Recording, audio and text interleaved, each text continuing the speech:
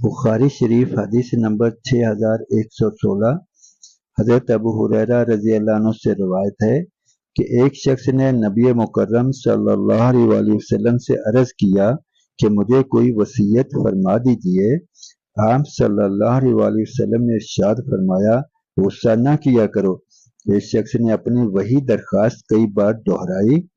आप सल्लल्लाहु अलैहि वसल्लम ने हर मर्तबा यही इरशाद फरमाया कि गुस्सा न किया करो।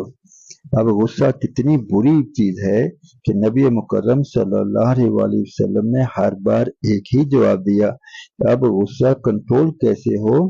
इसको नबी मुकर्रम सल्लल्लाहु अलैहि वसल्लम ने इरशाद फरमाया, जब तुम में से किसी को गुस्सा आए और वो खड़ा हो तो इसे चाहिए कि बैठ जाए, और अगर बैठने से गुस्सा चला जाए तो ठीक है, वरना इसको चाहिए कि लेट जाए।